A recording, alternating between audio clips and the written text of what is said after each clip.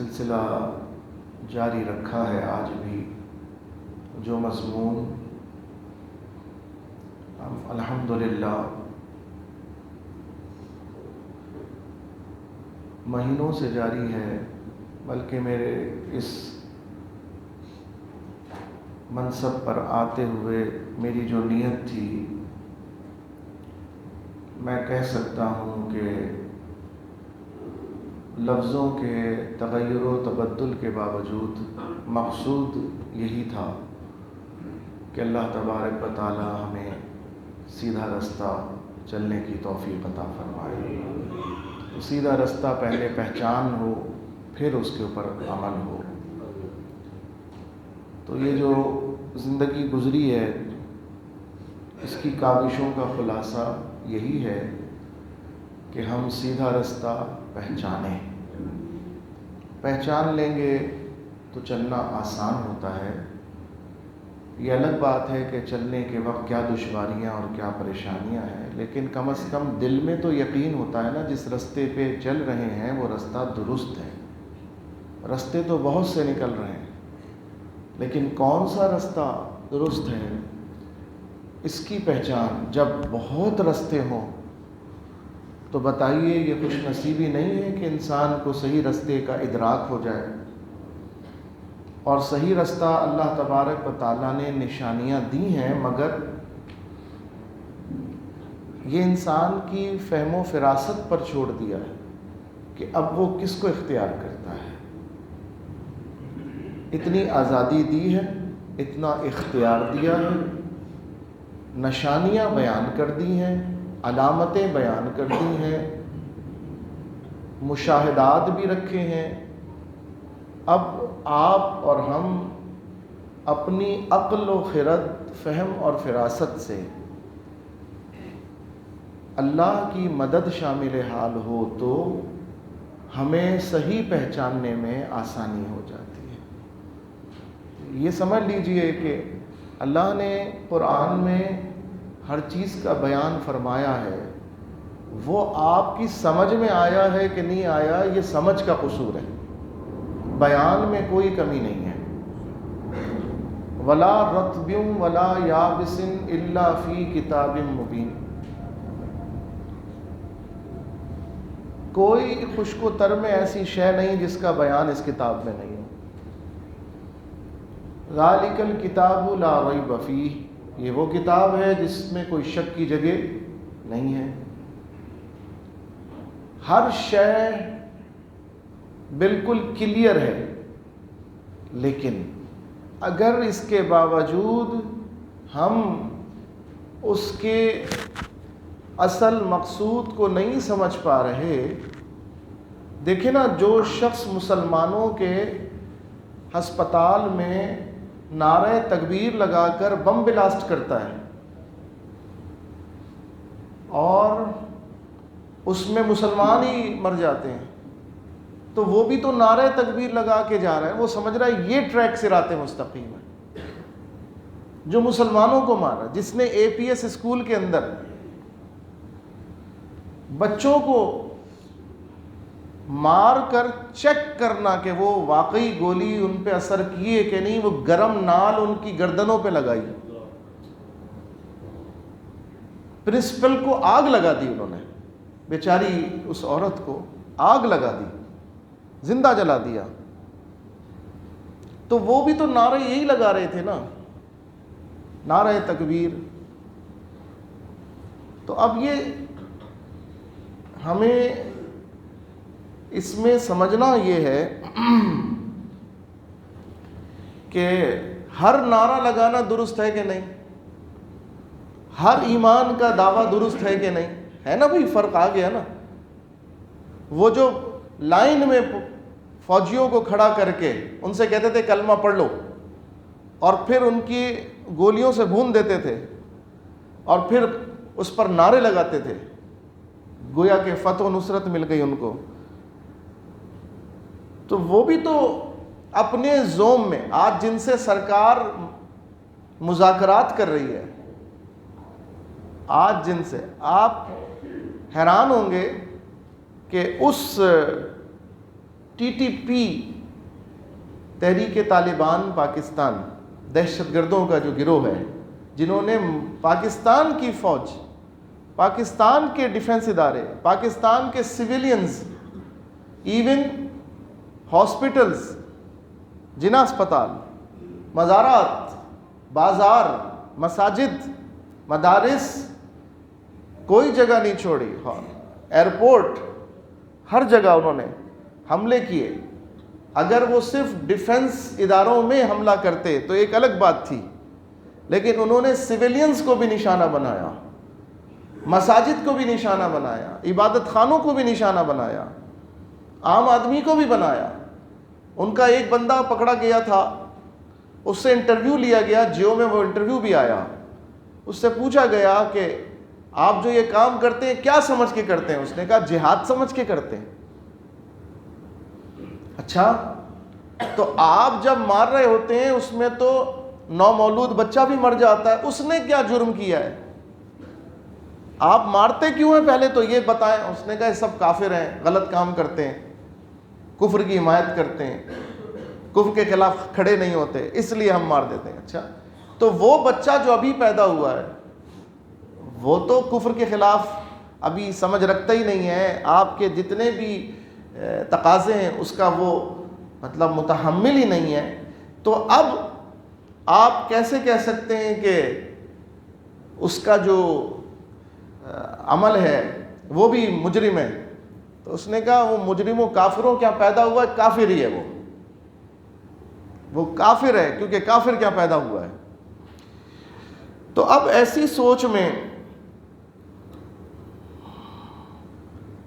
درود شریف پڑھیے ذرا۔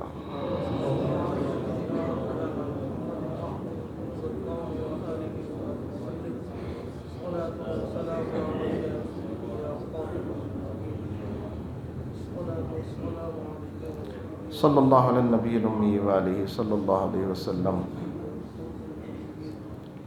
صلاۃ و سلام علیک یا سیدی یا رسول اللہ۔ تو اب ایسی سوچ کے ساتھ میں اصل میں وہ مجھے ذہن میں اشعار نہیں آ رہے تھے، میں نے کہا ذرا آپ کو کہوں، وہ کسی شاعر نے بڑا زبردست کہا ہے کہ اگر نیت صحیح نہ ہو تو نعرہ تکبیر بھی فتنہ ہے۔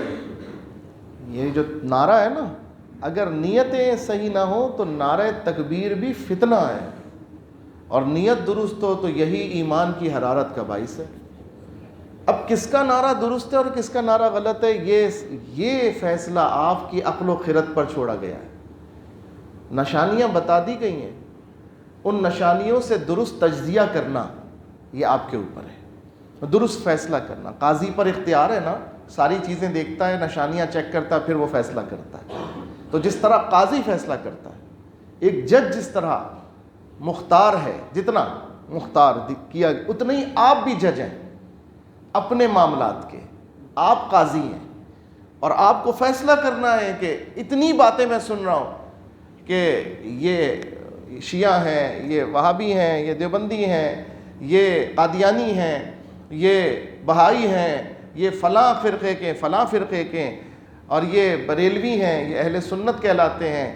تو اب ان میں سے کس کی بات جو ہے وہ صراط مستقیم ہے، یہ جج کرنا ہے نا۔ آپ کی کورٹ ہے، آپ کی عدالت ہے، اور آپ اس کے منصف ہیں، آپ نے وہ فیصلہ کرنا ہے۔ کبھی کسی عدالت میں فیصلہ دیکھا ہے کہ سارے صحیح ہیں؟ ایسا تو نہیں ہو سکتا نا بھئی، ایک صحیح ہوگا اور ایک غلط ہوگا، ایسے ہی ہوگا نا، کوئی صحیح ہوگا اور کوئی غلط ہوگا۔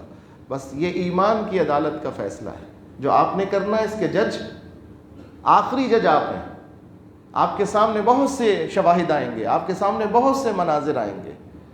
دیکھیں، میں نے ابھی خطبہ پڑھا ہے، ہم چونکہ عربی زبان سے اتنے واقف نہیں ہیں اس لیے ہمیں نہیں سمجھ میں آتی، کاش اللہ تعالی ہمیں اتنی عربی تو عطا فرما دے۔ میں نے پڑھا، اگر آپ اجازت دیں تو میں لفظ بلفظ اس کے ترجمہ کر کے سنا دیتا ہوں جو میں نے خطبہ پڑھا آپ کے سامنے، تاکہ آئندہ پڑھوں تو آپ کو ذہن میں رہے کہ یہ پڑھ رہے ہیں۔ اس کے معنی یہ ہے: نحمدہ ونصلی وَنُسَلِّمُ عَلَىٰ رَسُولِهِ الْكَرِيمِ، ہم حمد کرتے ہیں، نحمدہ، ہم اس کی حمد کرتے ہیں، اس رب کی، وَنَسْتَعِينُهُ، اور اسی سے مدد مانگتے ہیں، وَنُصَلِّي، اور درود پڑھتے ہیں، وَنُسَلِّمُ، اور سلام پڑھتے ہیں، عَلَىٰ رَسُولِهِ الْكَرِيمِ۔ جب بھی شروع ہوتا ہے اسی طرح شروع ہوتا ہے نا، ایک دوسری طرح بھی شروع، جیسے میں نے آج پڑھا، نحمدہ ونستعینہ ونستغفرہ ونؤمن بہ ونتوکل علیہ۔ اب جب بھی نون سے شروع ہوگا تو یہ اپنے لیے صیغہ ہو رہا ہے، یعنی ہم بات کر رہے ہیں۔ نحمدہ، ہم اس کی حمد کرتے ہیں، ونستعینہ، ہم اس سے مدد مانگتے ہیں، ونتوکل علیہ، ہم اس پر توکل کرتے ہیں، ونعوذ باللہ، اور ہم اس سے پناہ مانگتے ہیں، اللہ سے ہم پناہ مانگتے ہیں، من شرور انفسنا، نفس کے شر سے، اپنے نفس کے شر سے، ومن سیئات اعمالنا، اور اپنے اعمال کی برائیوں سے، اپنے اعمال کی برائیوں سے، ومن سیئات اعمالنا من یہدہ اللہ فلا مضل لہ، جسے چاہتا ہے اس کو گمراہ نہیں ہونے دیتا، ہدایت دیتا ہے، جس کو ہدایت دے دیتا ہے اس کو گمراہ نہیں کرتا، وَمَن يُضْلِلْ فَلَا هَادِيَ لَهُ، جسے گمراہ کر دے اسے کوئی ہدایت نہیں دے سکتا۔ وَنَشْهَدُ أَن لَا إِلَٰهَ إِلَّا اللَّهُ، اور ہم گواہی دیتے ہیں کہ اللہ کے سوا کوئی عبادت کے لائق نہیں ہے۔ وَنَشْهَدُ أَنَّ سَيِّدَنَا وَمَوْلَانَا مُحَمَّدٌ صلی اللہ علیہ وسلم عبدہ ورسولہ، اور گواہی دیتے ہیں کہ سیدنا محمد صلی اللہ علیہ وسلم اس کے بندے اور اس کے رسول۔ اما بعد، اس کے بعد، اما بعد یعنی اس کے بعد، اس میں آپ نے جملہ سنا، جسے وہ ہدایت دے دے اسے کوئی گمراہ نہیں کر سکتا، اور جسے وہ گمراہ کر دے اسے کوئی ہدایت نہیں دے سکتا۔ قرآن میں بھی سورہ بقرہ میں اسی طرح کا ایک مضمون بیان ہوا، یضل بہ کثیرا ویہدی بہ کثیرا۔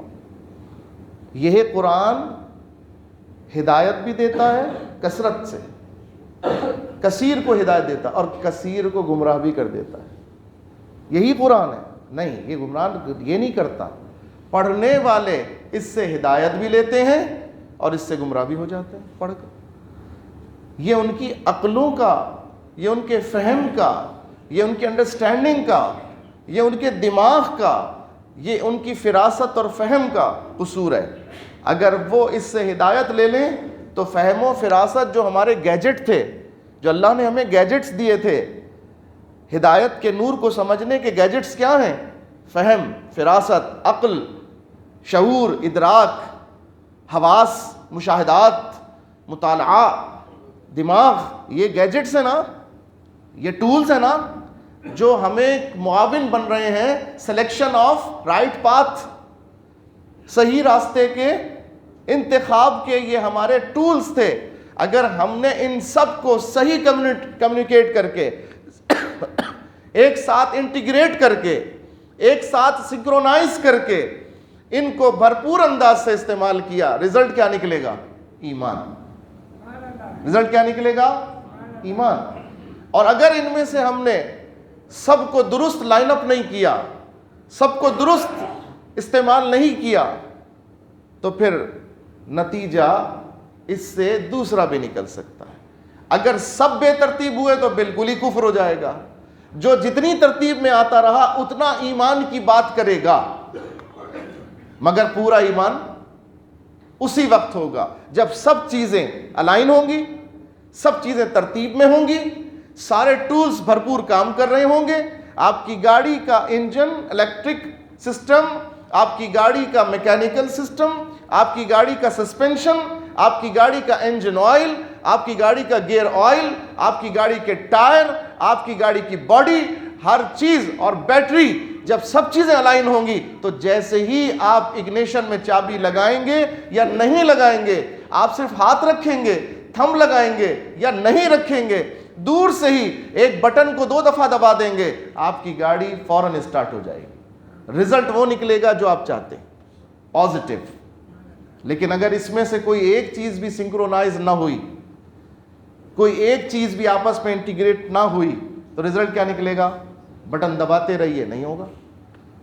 بٹن دباتے رہیے، گاڑی سٹارٹ نہیں ہوگی، پازیٹیو رزلٹ نہیں ملے گا آپ کو. تو عزیزان گرامی، ہر چیز کو سمجھنے کے لیے اللہ نے عقل و فہم دی ہے. یہ ہمارے گیجٹس ہیں جو اللہ نے ہمیں عطا کیے، یہ ہمارے ٹولز ہیں جو اللہ نے ہمیں عطا کیے، یہ ہمارے ہتھیار ہیں جو اللہ نے ہمیں عطا کیے، تاکہ ہم ان اوزار سے مدد لے کر اپنے رب کی منزل اور اس کے رستے کا فہم اختیار کریں، اس کو سمجھیں کہ صراط مستقیم کیا ہے. اب اس رستے کو پانے کے لیے اصل تو مقصد ہی پہلے پہچان ہے. پہچان ہوگی تو باقی ساری بات ہے. پہچان ہوگی تو اگلے کسی سٹیپ کی بات ہوگی. گاڑی تب چلے گی جب وہ سٹارٹ ہوگی. جب سٹارٹ نہیں ہوگی تو وہ دیکھنے میں گاڑی ہوگی مگر وہ بیکار ہوگی. بہت اچھی گاڑی بنا لے مگر وہ سٹارٹ ہی نہ ہو، فائدہ مقصود حاصل ہوا؟ نہیں حاصل ہوا. دیکھنے میں گاڑی ہے، دیکھنے میں بہت اچھی ہے، رینج روور بنی ہوئی ہے، بی ایم ڈبلیو بنی ہوئی ہے، رولز رائس بنی ہوئی ہے، لیکن سٹارٹ ہی نہیں ہوتی، مقصود حاصل نہیں ہوتا. آپ چومیے چاٹیے. ان کی گاڑی کافروں کی ایسی ہی ہے جیسے شو روم میں رکھی ہوئی گاڑی، جسے بناتے بہت خوبصورت ہیں لیکن وہ سٹارٹ نہیں ہوتی. اور مسلمان کی گاڑی چاہے دیکھنے میں کیسی ہی ہو، اس میں خوبصورتی اور حسن ہو کہ نہیں ہو، لیکن مسلمان کے ایمان کا جو اگنیشن ہے نا وہ آن ہو جاتا ہے، وہ اسے سٹارٹ کر دیتا ہے. اب بس اب جتنی چلتی ہے اتنا ہی فائدہ دیتی ہے، جتنی چلے گی اتنا فائدہ دے گی، جتنی دور تک جائے گی اتنا فائدہ زیادہ ہوگا، جتنی کم چلے گی اتنا فائدہ کم ہوگا. اس کے ظاہری حسن میں کمی ہو سکتی ہے لیکن اس کی حرارت برقرار ہوگی، اس کی ورکنگ وہ آرڈر میں ہوگی. لیکن کافروں کی گاڑی ہوگی بہت حسین مگر وہ ایمان کی حرارت سے خارج، ایمان کی حرارت اگنیشن اس کا نہیں سٹارٹ کرے گا. گاڑی بہت حسین ہوگی تو دنیا ریجھتی ہے گاڑی کو دیکھ کر کہ بڑی خوبصورت ہے. اسے یہ نہیں پتا کہ یہ سٹارٹ ہوتی ہے کہ نہیں ہوتی ہے، اسے یہ نہیں پتا کہ یہ چلتی ہے کہ نہیں چلتی ہے. اور مسلمان کی عموماً گاڑی جو ہے نا وہ بیچاری ٹوٹی پھوٹی ہوتی ہے، تو اسے دیکھ کر یہ ہوتا ہے یار یہ کیا، یار چلے گی بھی کہ نہیں چلے گی. پہلے ہی تاثر ذہن میں منفی آ جاتا ہے یا کمزور آ جاتا ہے، اس لیے پھر پازیٹیوٹی کم آتی ہے، ادھر زیادہ آتی ہے، رغبت بھی زیادہ ہوتی ہے، ریجھتا بھی انسان ادھر ہے، مرتا بھی انہی پر ہے، انہی سے متاثر بھی ہوتا ہے، انہی کے گن گاتا ہے اور ادھر پریشان رہتا ہے. لیکن ایمان ہوگا تو گاڑی چلے گی انشاءاللہ تعالی. اب ایمان کو ہم نے پہچاننا ہے، یہ اصل مقصود ہے، اصل ٹارگٹ ہے ایمان کی پہچان. 26 برس سے اس منصب سے اس فقیر نے اسی پہچان کو سمجھانے کی کوشش کی ہے، پہلے کسی انداز سے اب کھل کر، پہلے اشاروں سے اور اب صراحت کے ساتھ، تاکہ میرا ایمان بھی اور آپ کا ایمان بھی. اچھا مجھے یقین ہے کہ الحمدللہ ہم جس منہج پر ہیں، ٹریک پر ہیں، راستے پر ہیں، وہ منہج بالکل درست ہے. مجھے یہ یقین ہے اور میں کسی کی بھی کامیابی سے میرے دل میں شکوک و شبہات نہیں پیدا ہوتے، اپنے ایمان پر شکوک نہیں پیدا ہوتے الحمدللہ. اب تک دعویٰ نہیں ہے کہ مجھے کوئی گمراہ نہیں کر سکتا، نہیں. صحابہ کرام رویا کرتے تھے، اللہ سے پناہ مانگا کرتے تھے، تو میں کیا اور میری حیثیت کیا. میں تو شکر اس کا ادا کر رہا ہوں اللہ نے مجھے درست راستہ دکھا بھی دیا، اس پر چلنے کی توفیق بھی عطا کی ہے. میں یہ شکر ادا کر رہا ہوں. میں یہ دعویٰ فخر نہیں کر رہا کہ مجھ پر حملہ نہیں ہوگا شیطان کا، مجھ سے کوئی غلطی نہیں ہو سکتی، میں گمراہ نہیں ہو سکتا. اللہ اپنے فضل سے بچا لے تو بچا لے، جو بچتا ہے وہ اللہ کے فضل سے بچتا ہے. تو ہماری کوششوں سے ہم پر جو لازم تھا نا کہ ٹریک کو پہچانو، اللہ کا شکر ہے ہمیں کوشش بھی نہیں کرنی پڑی، ایسوں کے ساتھ مل گیا جن کی برکت سے اللہ نے سچے رستے پر لگا دیا. ہمیں تو محنت بھی نہیں کرنی پڑی، ورنہ لوگوں کو تو بہت محنت کرنی پڑتی. بتائیں ہندو کو کتنی محنت کرنی پڑے گی نا سچا راستہ تلاش کرنے کے لیے, کافر کو کتنی محنت, اور ہمیں بغیر محنت کے کچھ بھی نہیں مانگا, رب نے فضل سے. اس کا مطلب ہے ہم رب کے فضل کی پناہ میں ہیں, ہم رب کی نگاہ میں ہیں, ہم رب کے ان بندوں میں ہیں جنہیں اللہ نے ایمان والا ہی بنایا ہے نا. تو بتاؤ اس پر دل نہ چاہے کہ ابھی سجدے میں سر چلا جائے. یا اللہ تیرا شکر ہے, تو نے ہمیں مشکوک نہیں بنایا, ہمیں مشکوک نہیں بنایا. اگر مشکوک بنا دیتا تو ہم کہاں در بدر پھر رہے ہوتے, کہاں جا رہے ہوتے, کدھر جاتے. تو اللہ نے اپنے فضل سے ہم پر یہ کرم کیا کہ ہمیں محنت سے بھی بچا لیا. ایک تو ہمیں بن مانگے عطا کیا اور ہمیں محنت سے بھی بچایا, یعنی مفت پالا تھا, کبھی کام کی عادت نہ پڑی. ہمیں تو بالکل مفت ہر چیز اللہ نے اپنی نعمتوں سے عطا کی. اور پھر اگر ظاہراً دیکھیے تو ظاہری نعمتیں بھی ہمیں کوئی کمی چھوڑی, کوئی کمی نہیں, ہر چیز ایک سے بڑھ کر ایک عطا فرمائی. زبان, آنکھ, ناک, کان, ہاتھ, پیر, دل, جسم, ہر چیز اللہ نے پرفیکٹ عطا فرمایا, ہر چیز اللہ نے بہترین عطا فرمائی. تو عزیزان گرامی, اب جب ایمان بھی عطا کیا, ٹریک بھی درست ہے, اور عقل و خرد بھی ہے, پاگل نہیں ہے, نفسیاتی نہیں ہے, معذور نہیں ہے, تو جب سب چیزیں ہیں تو اب ہمارے پاس شکوے کا تو ایک لفظ بھی کبھی زندگی میں نہیں آنا چاہیے. ہماری ڈکشنری میں شکوہ شامل ہی نہیں ہونا چاہیے. ہماری ڈکشنری میں شکوے کے بجائے شکر داخل. ہمارا ہر قدم, ہماری ہر سانس, ہمارا ہر معاملہ اللہ کے فضل سے ہے, اور ہم اس پر اس کے شکر گزار بن جائیں. اس نے ہم پہ کرم کیا, ہمیں نیکوں کی صحبت عطا فرما دی, ہمیں اپنے محبوبوں کی صحبت عطا فرمائی, ہمیں اپنے پیاروں کا ساتھ عطا فرما دیا. یہ اس کا فضل و کرم احسان ہے, یہ اس کی مہربانی ہے. اور اب ہمارا کام یہ ہے کہ ہم اس نعمت کو زوال سے بچائیں. جو نعمت اس نے ہمیں عطا کی ہے, اب ہمارا کام کہ جب تک زندگی رہے ہمیں کیا کرنا ہے, ہمیں اس کی حفاظت کرنی ہے. کس نعمت کی؟ ایمان کی. ہمیں اس کی حفاظت بھی کرنی ہے اور اس میں مزید نورانیت بڑھانے کی کوشش بھی کرنی ہے. سب سے پہلا کام کیا ہے ہمارا؟ نورانیت, اس نعمت کی حفاظت, اس کو مینٹین کرنا ہے. اس کو ڈھلنے سے, اس کو غروب ہونے سے, زوال سے, اس کو گرنے سے, اس کو کم ہونے سے, اس کو چھننے سے ہم نے بچانا ہے. اور دوسرے یہ کہ ہم نے اس میں اضافت کی کوشش کرنی ہے تاکہ یہ نعمت ہماری مزید اضافہ ہو جائے. عزیزان گرامی, ارشاد باری تعالیٰ ہوا, اہدنا الصراط المستقیم, اے اللہ ہمیں سیدھا رستہ چلا. یہ تو اللہ نے اپنے فضل سے ہمیں قرآن اور حدیث کی صورت میں صراط مستقیم عطا فرما دیا. اپنے پیاروں کی صورت میں ہمیں صراط مستقیم کی نشانیاں بھی عطا فرما دی, اور حواس اور عقل کی صورت میں بھی ہمیں صراط مستقیم پہچاننے کی توفیق عطا فرما دی, جس پر ہم گزشتہ اتنے طویل عرصے سے بحث کر رہے ہیں اور آپ کے سامنے ایک جائزہ رکھتے ہیں تاکہ حواس اور عقل اس کا فیصلہ کریں کہ واقعی بات عقل و خرد کے پیمانے پر لاجیکلی دلائل کے ساتھ ہے کہ نہیں ہے. عقل و خرد کے پیمانے پر, علمی پیمانے پر تو ہوتی ہے, عقل و خرد کے پیمانے پر بھی, حواس کے پیمانے پر بھی. اس لیے کہ بعض چیزیں رب کریم نے قرآن کریم میں یہ اشارتاً فرمایا کہ تم نشانیوں پر غور کرو, تم ہماری نشانیوں پر غور کرو, تم پہچانو کہ یہ صبح و شام بدل رہے ہیں, یہ رات اور دن آ رہے ہیں, یہ چاند اور تارے چمک رہے ہیں, یہ شجر و حجر جو یہ لہلہا رہے ہیں, یہ جو کچھ بھی آپ کو دنیا میں کائنات میں نظر آ رہا ہے, یہ سب اللہ نے کسی نہ کسی سبب سے بنایا ہے. اس کے پیچھے حکمتیں ہیں.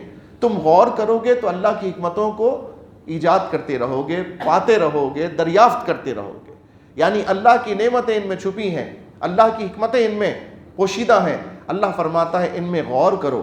جو غور کرے گا اس کو فائدہ زیادہ ہوگا. یہ غور و فکر کرنے کے لیے ایمان ضروری نہیں ہے. غور و فکر کے لیے مومن کا ہونا ضروری نہیں ہے. جو غور و فکر کرے گا وہ ان کے راز پاتا رہے گا, کیونکہ ان کے راز پانے میں ایمان کا معاملہ نہیں ہے, دنیا کی بھلائی شامل ہے, دنیا کے معاملات ہیں. اسی لیے آج دنیا کی ان تمام نعمتوں سے سب سے زیادہ حصہ لینے والے وہ اہل اسلام کم ہیں, اہل کافر زیادہ. آپ جو ترقی, جو ایجاد, جو فوائد آپ ان کی طرف سے آتے ہوئے دیکھیں گے جس سے اہل دنیا کو فائدہ زیادہ ہوتا ہے, دنیاوی مقاصد میں فائدہ مند ہوتے ہیں, ان کی تعلیم, ان کی ٹیکنالوجی, ان کی جو کوششیں ہیں, اس سے دنیا کو فائدہ ہوتا ہے, اس سے دنیا کے مسائل حل ہونے میں فوائد بڑھتے ہیں. تو یہ سب کیا ہیں؟ یہ وہی ہے, وہ رب کریم کا اعلان ہے کہ تم توجہ کرو, تم غور کرو. اللہ نے جو نعمتیں اس کائنات میں رکھی ہیں, جو راز اس نے اس دنیا کو بہتر سے بہتر بنانے کے پوشیدہ رکھے ہیں, جتنا غور کرو گے وہ راز تم پر کھلتا چلا جائے گا. جو اس راز کو پاتا جائے گا وہ اس سے فوائد لیتا جائے گا, وہ اس سے فائدے اٹھاتا جائے گا. جب مسلمان ان آیات پر ایمان کے ساتھ غور کرتا ہے تو اسے دنیا کا فائدہ بھی ملتا ہے اور اس کو ایمان کی برکت بھی ملتی ہے. لیکن جب کافر اس میں فوائد پر غور کرتا ہے تو ایمان کا تو فائدہ اسے نہیں ملتا, لیکن بہرحال اس کی ذہانت سے اس کو فائدہ ضرور ملتا ہے. جو دنیا میں اس نے اپنی ذہانت سے, محنت سے کام کیا ہوتا ہے, وہ اس کے فوائد دیکھتا بھی ہے. آج بہت بڑے بڑے کام ایسے ہیں کہ جن کا عنوان ہی کفر کے کسی نام سے ہے.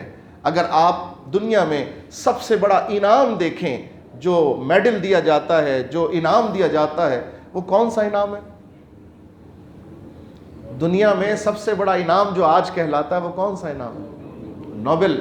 تو کوئی مسلمان کا نام تھا؟ نہیں نا. کسی مسلمان نے جاری کیا؟ نہیں. کسی مسلمان سے اس کو ملقب کیا گیا؟ نہیں. کافر سے ہے, اور چاہے کافر ہو چاہے مسلمان, جسے مل جائے اس کی بڑی واہ واہ ہوتی ہے, بڑی پذیرائی ہوتی ہے. تو دیکھیے, جس نے محنت کی, جس نے کوشش کی دنیا کے رازوں کو سمجھنے کی, جس نے اس میں جستجو کی, جس نے اس پہ توجہ کی, تو اسے اس کا پھل دنیا میں ملا.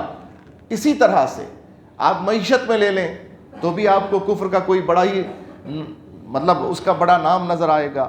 آپ دنیا کے کسی عنوان کو لے لیں, آپ کو کوئی ڈاکٹری میں دیکھیں گے, میڈیکل سائنس میں دیکھیں گے, آج کے دور کے اندر جتنی جدتیں نظر آئیں گی 99% آپ کو اس میں کافر ہی نظر آئیں گے, خالی کوئی مسلمان. ہاں, یہ جیسے ابھی کورونا کا آیا معاملہ, تو اس میں یہ ضرور مشہور ہوا کہ اس کی سب سے پہلی جو ویکسینیشن ایجاد کی وہ 2 مسلمان ترک خاندان تھا, میاں بیوی ڈاکٹر, جو جرمنی میں رہتے تھے.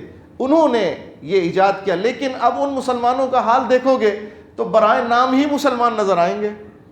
جو ان کا کردار ہے, جو ان کی پریکٹس ہے, جو ان کا ظاہر ہے, اگر اس کو اسلام کے معیار پر, ایک مسلمان کے معیار پہ دیکھا جائے تو موجودہ دور میں وہ برائے نام ہی مسلمان ہیں کہ بائی برتھ مسلمان ہوئے, گھرانے میں مسلمانوں کے پیدا ہو گئے.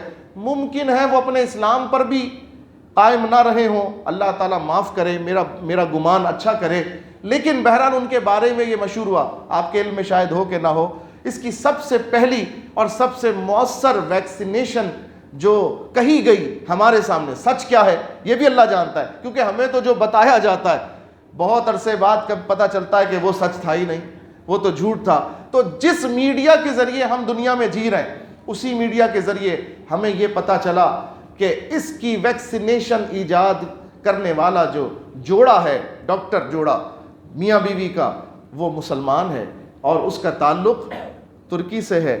تو تھوڑا سا ہم جذباتی, تھوڑی اپنی فخر محسوس کر رہے ہوتے ہیں, اوہو ہمارے کیٹیگری, ہمارے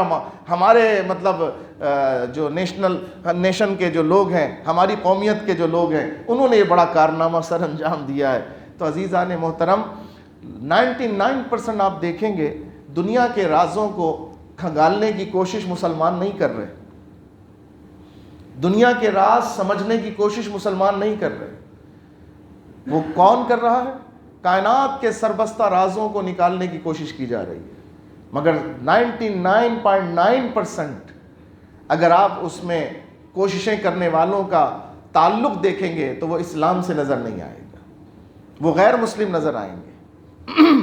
میں یہ نہیں کہتا کہ یہ چیزیں کرنا فرض واجب ہے مسلمان پر، میں یہ نہیں کہہ رہا، لیکن میں یہ کہہ رہا ہوں کہ پھر معاشرے میں ایک بیلنس آؤٹ ہو جاتا ہے، ایک اعتراض کھڑا ہوتا ہے، اور یہ اکثر مسلمان احساس کمتری کا شکار اسی لیے ہے کہ مغرب ہم سے پھر یہ سوال کرتا ہے آپ نے کیا کیا ہے؟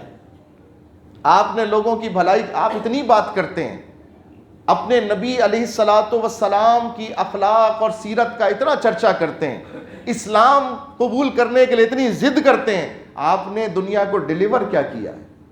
آپ نے دنیا کو دیا کیا ہے؟ آپ کس چیز سے متاثر کر رہے ہیں؟ اگر دنیا کی سہولتوں پر ہی، دنیا کی آسائشوں پر ہی لوگوں کو کسی مذہب میں داخل کیا جانا چاہیے تو اس کے سب سے زیادہ حقدار کون ہوں گے؟ مسلمان نہیں ہوں گے، اہل اسلام نہیں ہوں گے۔ تو یہ سوال جب پیدا ہوتا ہے، اب مسلمان تھوڑی دیر کے لیے خاموش ہو جاتا ہے۔ واقعی دنیا کی ترقی میں مسلمانوں کا حصہ بہت کم ہے۔ ہمارے پاس اس کے کئی جواب ہیں، لیکن وہ جواب دل کو مطمئن نہیں کرتے، اس لیے کہ فطری طور پر انسان آسائشوں کا عادی ہے، آسائش چاہتا ہے، اور آسائش کے جتنے معاملات ہیں سب معاملات تقریباً مغرب سے آتے ہیں۔ آسائش اور سہولیات ہمیں کون پرووائڈ کرتا ہے؟ مشرق نہیں پرووائڈ کرتا، مغرب پرووائڈ کرتا ہے۔ اور اکثر ہم جذباتیت کی جو فضا احساس کمتری کی دیکھتے ہیں مشرق میں، وہ ان کو کفر، ناجائز، حرام اور شرک، اور یعنی اب محسوس ہی ہوتا ہے چونکہ انہوں نے کچھ کیا نہیں تو جو کر رہا ہے اس کے خلاف جو ہے نا یہ اپنی بھڑاس نکال کے اپنے جذبات کو ٹھنڈا کر رہے ہیں، اپنی احساس کمتری مٹانے کی کوشش کر رہے ہیں۔ جناب یہ ایک فضا ہے، اور ایسی فضا میں آپ حق پہچانیں یہ بہت مشکل کام ہے، ایسی فضا میں آپ صراط مستقیم پر رہیں بہت مشکل کام ہے، ایسی فضا کے اندر آپ درست ٹریک کو پہچاننے کی کوشش کریں بہت مشکل کام ہے۔ عزیزان محترم، اتنے بیریئرز، اتنے مسائل، اتنے اعتراضات، اتنے سوالات اور اتنے شکوک و شبہات کے باوجود اگر اللہ اپنے فضل سے کسی کو ایمان کی سمجھ عطا کر دے، کسی کو صراط مستقیم پر کھڑا کر دے، کسی کو صراط مستقیم پر لے آئے اور اس کو یقین قلب عطا کر دے، بتائیے یہ اللہ کی اس دور کی نعمتوں میں عظیم ترین نعمت ہے کہ نہیں؟ ہے نا؟ بالکل ہے۔ آج میں کم از کم اپنے دل کا جب جائزہ لیتا ہوں، میں اپنے اندر جھانکتا ہوں، آسائشوں کی طلب میرے دل میں بھی موجود ہے، آسانیاں میں بھی چاہتا ہوں، ممکن ہے میرے اندر کچھ زیادہ ہی آرام طلبی ہو عام آدمی کے مقابلے، محنت میں اتنی کرتا نہیں، لیکن ان سب تقاضوں اور جو مطالبات میرے دل کے ہیں نا، ان کے اندر ایک بات ضرور پاتا ہوں کہ میری نیت یہ ہے میرا رب مجھ سے ناراض نہ ہو جائے، میں کوئی ایسا طلب نہ کروں، میں کوئی ایسا تقاضا نہ کروں جس سے شریعت کو، حدود شرع کو، قرآن اور اس کے احکام کو پامال کرنا پڑے۔ یعنی میں کوئی ایسا آرام جو میں دوسروں کو لیتے ہوئے دیکھ رہا ہوں، مثلاً بینک سے کریڈٹ کارڈ لے کر استعمال کر رہے ہیں، مثلاً PLS اکاؤنٹ، مجھے نہیں پتا یہاں جتنے لوگ بیٹھے ہیں اگر انہوں نے اکاؤنٹ کھولے تو سب کے سب کرنٹ اکاؤنٹ والے ہیں کہ نہیں، مجھے نہیں معلوم۔ سب کو معلوم ہے کہ PLS اکاؤنٹ حرام ہے، حرام ہے کہ حلال؟ جی قرآن کے ماننے والے ہیں نا آپ، اس رب سے ڈر کے بتائیے PLS اکاؤنٹ حلال ہے کہ حرام؟ سود ملتا ہے نا اس پہ، تو کیوں کھولا ہم نے؟ جب ہمیں پتا ہے کہ سود ملتا ہے کیوں کھولا ہم نے؟ دل کا تقاضا تھا، کیونکہ مال ملتا ہے اس میں ہم کو مال ملتا ہے اوپر، لیکن ہم نے کھولا ہوا ہے، اور پھر ہم نماز بھی پڑھتے ہیں، مجھے نہیں پتا آپ نے کس نے کھولا، ہو سکتا ہے کسی نے نہیں کھولا، ہو سکتا ہے، میرا گمان یہی ہے. آپ سب قرآن کے ماننے والے ہیں، آپ خود سمجھتے ہیں یہ حلال نہیں ہے. میرا گمان ہے آپ کے بارے میں کہ آپ میں سے یہاں بیٹھے ہونے جو اللہ کی بارگاہ میں نماز پڑھنے آیا ہے اس نے پی ایل ایس اکاؤنٹ نہیں کھولا ہوگا. یہ میرا گمان ہے، یہ میرا گمان ہے. اور الحمدللہ میں نے آج تک زندگی میں کبھی نہیں کھولا. ابھی بھی کھولا ہے اکاؤنٹ تو کرنٹ اکاؤنٹ کھولا ہے، پی ایل ایس اکاؤنٹ نہیں کھولا میں نے. لیکن آپ بتائیں کیا مجھے مجبوری نہیں ہوتی؟ کیا میرا دل نہیں چاہتا؟ کیا میرے سامنے اس کی چمک نہیں آتی؟ کیا میرے سامنے اس کے تقاضے نہیں آتے؟ کیا لوگ مجھے کنونس نہیں کرتے؟ کیا لوگ مجھے باتیں نہیں بناتے میرے سامنے؟ میں ایک شادی میں بھی گیا، چند دنوں پہلے کی بات ہے، عزیزوں کی ایک شادی میں. تو وہاں پر جیسے ہی دروازے سے میں اندر داخل ہونے لگا تو میں نے دیکھا کہ وہ مکس گیدرنگ تھی. میں ویسے ہی پلٹ آیا، میں نہیں جاتا ایسی شادی کے اندر. اب چاہے عزیز ناراض ہو، آپ کو اللہ رسول کی ناراضگی کی پرواہ نہیں تو مجھے آپ کی ناراضگی کی پرواہ نہیں. اصول ہے، بنا لیا، نہیں گیا. وہ بہت کہتے رہے آ جائیں آ جائیں. اس کے بعد پھر وہ دوسری لاجک پر اترے جو آج کل کا یہ ہمارا عمومی ماحول بن گیا ہے. جب میں یہ بات کہتا ہوں تو اس کا مطلب آپ نہیں ہے، جو ماحول بنا ہوا ہے میں اس کی بات کر رہا ہوں. وہ کہنے لگے جناب اب زمانہ بہت آگے چلا گیا ہے. اچھا، میں نے کہا جی پھر؟ تو کہیں گے اب کرنا پڑتا ہے. دیکھیے جملے پیٹرن ہیں، یہ ادا ہوتے ہیں نا، یہ ادا ہوتے ہیں نا منہ سے، مجبوری ہے. میں سنتا رہا. میں نے کہا میں جمعے میں تقریر سناتا ہوں، میں جلسوں میں تقریر سناتا ہوں، مجھے بھی تو کوئی سنانے والا ہو نا، کوئی مجھے بھی تو سنائے کہ ہاں بھائی فضائل بتاؤ اس کے، ہمیں بھی بتاؤ تاکہ ہم سوچیں غور کریں کہ اتنے فضیلت ہے تو مطلب پھر ہم کیوں محروم ہیں اس نعمت سے. اس کے بعد کہیں گے زمانے کے ساتھ چلنا پڑتا ہے. ارے یہ تو اتنی کام کی بات کی کہ ہمیں پتہ ہی نہیں تھی. نہ ہم نے قرآن میں پڑھا، نہ ہم نے حدیث میں پڑھا، نہ ہم نے فقہ کے اندر پڑھا، نہ ہمیں کسی بزرگ نے بتایا. تو میں نے کسی بات کا جواب نہیں دیا. میں نے صرف ان سے اتنا کہا میرے رب نے یہ منع کیا ہے، میرے آقا علیہ السلام نے اسے منع کیا ہے. فقہ میں اس کی اجازت نہیں ہے، شریعت میں اس کی اجازت نہیں ہے، اور کسی عالم دین سے اس کی اجازت کا کوئی جواز نہیں ہے. میرے لیے حجت یہ 4 چیزیں ہیں. نہ زمانہ حجت ہے، نہ زمانے کی جدت حجت ہے، نہ ٹیکنالوجی حجت ہے، نہ آپ کا مزاج حجت ہے، نہ آپ کی شکل حجت ہے میرے لیے، نہ آپ کا جو میرے سے تعلق اور نسبت ہے نا وہ بھی میرے لیے حجت نہیں ہے. یہ سب کلمے کی وجہ سے ہے، اور جس کا کلمہ پڑھا ہے نا اس نے منع کیا ہے. میں کس کی مانوں؟ آپ کی مانوں کہ اس کی مانوں؟ اب آپ بتا دیں. نہیں آپ تو جذباتی بات، یہ جذباتی بات ہے. میں جو کہہ رہا ہوں وہ جذباتی بات ہے، اور جو آپ کہہ رہے ہیں وہ بہت ہی عقل مندی کی بات ہے. تو اپنی عقل مندی آپ اپنے پاس رکھیں، ہم نہیں شریک ہوں گے. واپس آ گیا میں نے اپنی بچی کی شادی کی، ابھی چند سال ہوئے. نکاح کیا 3 سال پہلے، اور پچھلے سال میں نے اس کی رخصتی کی. جو لوگ میری بچی کی شادی میں شریک ہوئے، میں بھی اسی معاشرے کا حصہ ہوں نا، میں بھی اسی معاشرے کا حصہ ہوں، اور میں بھی اسی ماحول سے گزرتا ہوں، میرے بھی گھر والے ہیں. لیکن الحمدللہ سن 2000 میں میری شادی ہوئی تھی، سن 2018 میں میری بیٹی کی شادی ہوئی. سن 2000 میں میری شادی ہوئی تھی، سن 2018 میں میری لڑکی کا نکاح ہوا، رخصتی 2020 میں ہوئی. عزیزان گرامی، نہ اس دور میں میں نے وہ یہ سارے جتنے تھے نا جملے، زمانہ ہے، ضروری ہے، مجبوری ہے، چلنا پڑتا ہے، وقت کی ضرورت ہے، ہم پیچھے رہ جائیں گے، ہم یوں ہو جائیں گے، نہ اس وقت میں نے یہ جملے سنے تھے اور نہ میں نے اس وقت یہ جملے سنے. الحمدللہ آپ کرنے پہ آ جائیں گے نا تو آپ کو کوئی نہیں روک سکے گا. لیکن اگر آپ ہی اس موقع پر ہجڑے بن جائیں گے، ایسے تو آپ مرد بنے ہوتے ہیں، لیکن جب اللہ رسول کے احکام پر عمل کی باری آئے تو ہم نہ عورت نہ مرد. تو کیا ہوتا ہے بھائی؟ جو نہ عورت ہو نہ مرد وہ کون ہوتا ہے؟ مخنث ہی ہوتا ہے نا, ٹرانسجینڈر ہی ہوتا ہے نا, ہجڑا ہی ہوتا ہے نا.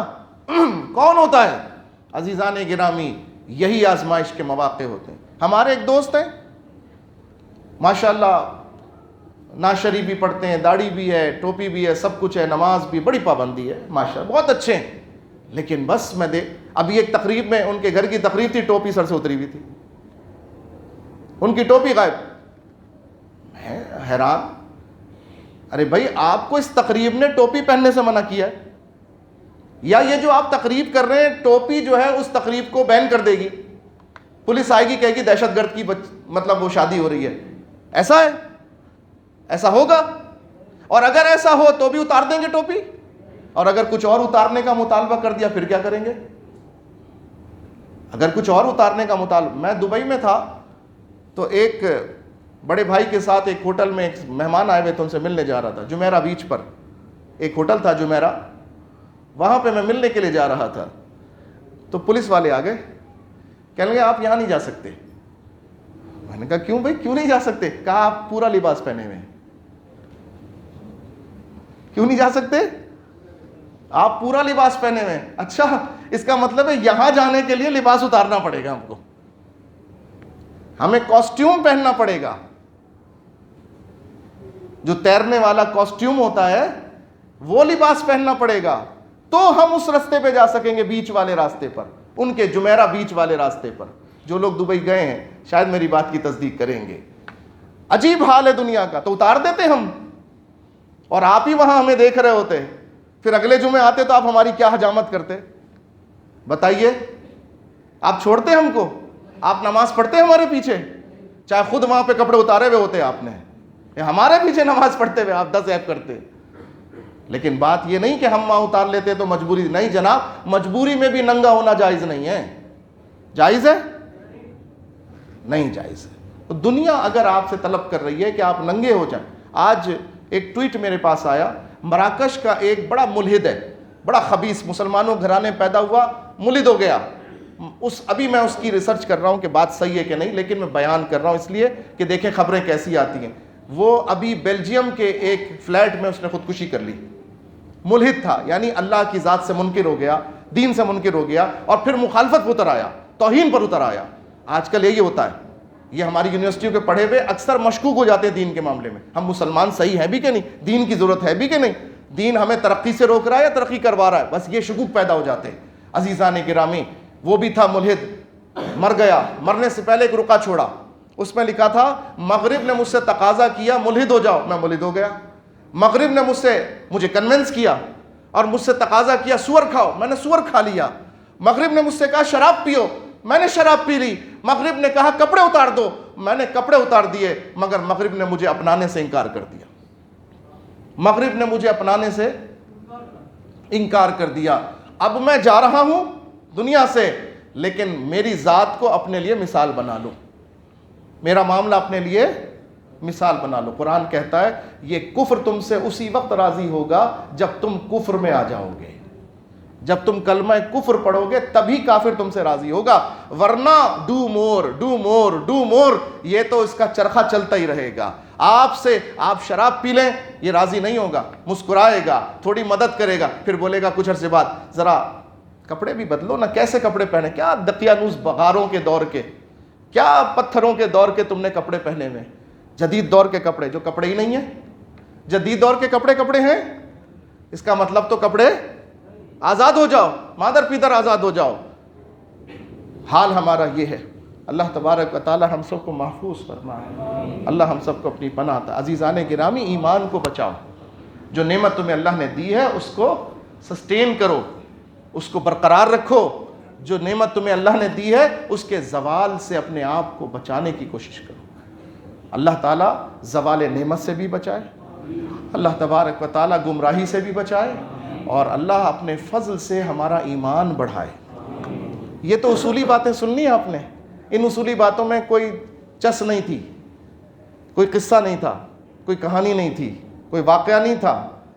کوئی کرامت نہیں تھی عقل سننے کے لیے جو آتی ہے جمعے میں. یہاں تو جمعے کے اندر آپ کو یہ مرچ مسالہ ملے گا بھائی. یہ مسالہ ہوگا تو آپ کا کھانا ٹیسٹ میں ہوگا, اگر یہ مسالہ نہیں ہوگا تو آپ کا کھانا بے ذائقہ ہو جائے گا. عزیزان گرامی, میرا درد یہ ہے, میرا بھی اللہ ایمان بچا لے اور آپ کا بھی اللہ ایمان بچا لے. ایمان بچ جائے تو کامیابی ہے. میری ان باتوں پہ تھوڑی دیر کے لیے کبھی تنہائی میں ضرور سوچئے گا, کبھی ضرور سوچئے گا کہ یہ نصیحت کیا اس دور کی ضرورت ہے کہ نہیں ہے. کیا یہ غفلت سے بچانے کے لیے آپ کو یہ باتیں ہر جگہ سننے کو ملیں گی؟ نہیں ملیں گی.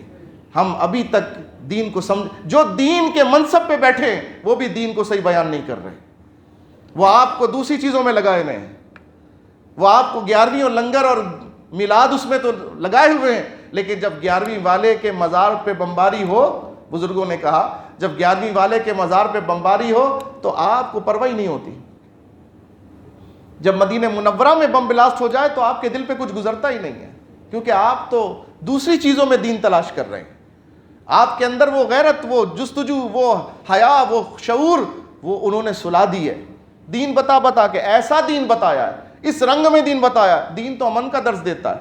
دین تو کسی سے لڑائی کی بات ہی نہیں کرتا. دین تو کسی سے جھگڑے کی بات ہی نہیں کرتا. وہ خدا کے بندے, حضور علیہ السلام کے وصال کے وقت ان کے حجر مقدسہ میں ان کی دیوار اقدس کے اوپر 8 تلواریں لٹک رہی تھیں. کیا ڈبل روٹی کے اوپر مکھن لگانے کے لیے تھی؟ کس لیے تھی وہ؟ دین پھیلانے کے لیے تھی, دین بچانے کے لیے تھی, دین بتانے کے لیے تھی کہ دین امن کی بات ضرور کرتا ہے مگر تلوار کی چھاؤں میں رہ کے بات کرتا ہے, غیرت کی چھاؤں میں رہ کے بات کرتا ہے.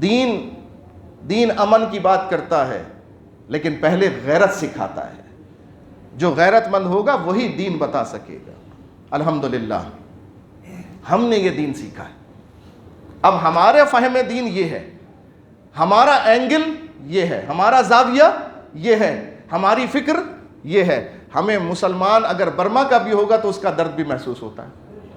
ہمیں اگر حضور علیہ الصلوۃ والسلام کی شان میں گستاخی ملک میں ہو تب بھی تکلیف دیتی ہے, ملک سے باہر ہو تب بھی تکلیف دیتی ہے. بتاؤ ایمان کے ٹیسٹنگ میجرمنٹس جو ہیں وہ یہی ہیں کہ نہیں ہیں؟ ہیں کہ نہیں ہیں؟ اور جسے یہ سب ہونے پر کچھ بھی نہ کرے, وہ اپنے معمول میں لگا رہے, یعنی دینی معمول میں, تبلیغ میں, درود میں, فاتحہ میں, لنگر میں, عرس میں, بریانیوں میں, بتاؤ اس کا ایمان کس درجے کا ہے؟ وہ کس ایمان کی بات کر رہا ہے؟ وہ تو ایمان کو پہچانا ہی نہیں ہے ابھی تک. ایمان تو یہ ہے کہ محبوب کے اوپر ذرا سا کوئی بات آئے تو آدمی کا دل بے چین ہو جائے, اس کا دل بے چین ہو جائے. یہ ہے ایمان. ہم اس فہم ایمان کی بات کریں, ہم اس فہم دین کی بات کرتے ہیں, اور ہمیں یہ راستہ ملا حضور غوث اعظم سے, ہمیں یہ راستہ ملا علامہ خادم حسین رضوی سے, اس لیے ہم ان کا نام لیتے ہیں. انشاءاللہ آج عشاء کی نماز کے بعد ہماری اس مسجد میں انہی دونوں ہستیوں کے لیے ایصال ثواب کا اہتمام کیا گیا ہے. انہی دونوں ہستیوں, ان کا ذکر ہوگا, ان کی سیرت کے وہ پہلو بیان کیے جائیں گے جو ہمارے لیے مینارہ نور ہیں, اور انشاءاللہ ان کے ذکر کی محفل سجے گی. آئیں گے آپ؟ آئیں گے؟ غیرت کا درس ہوگا, جہاد کی بات ہوگی, تلوار کی چھاؤں میں اسلام پھیلانے والا معاملہ ہوگا. یہ فہم دین برداشت ہوگا, یہ اینگل برداشت ہوگا. اگر ہے تو پھر آئیے گا, اگر ہمت ہے تو آئیے گا, اگر سہولت ہو تو آئیے گا, اگر آسانی ہو تو آئیے گا, ضرور آئیے گا. انشاءاللہ آئیں گے اور جائیں گے, ضائع نہیں ہوگا, بہت کچھ ملے گا انشاءاللہ تعالی. دنیا کی نعمت بھی ملے گی, آخرت کی نعمت بھی ملے گی. اللہ تعالی ہم سب کو سعادت عطا فرمائے. تاجدار ختم نبوت, تاجدار ختم نبوت, زندہ باد زندہ باد زندہ باد. من سب نبیا فاقتلوہ, من سب نبیا فاقتلوہ, من سب نبیا فاقتلوہ. لبیک لبیک لبیک یا رسول اللہ, لبیک لبیک لبیک یا رسول اللہ, لبیک لبیک لبیک یا رسول اللہ صلی اللہ علیہ وسلم. رہے گا یوں ہی ان کا چرچا رہے گا, پڑے خاک ہو جائیں جل جانے والے.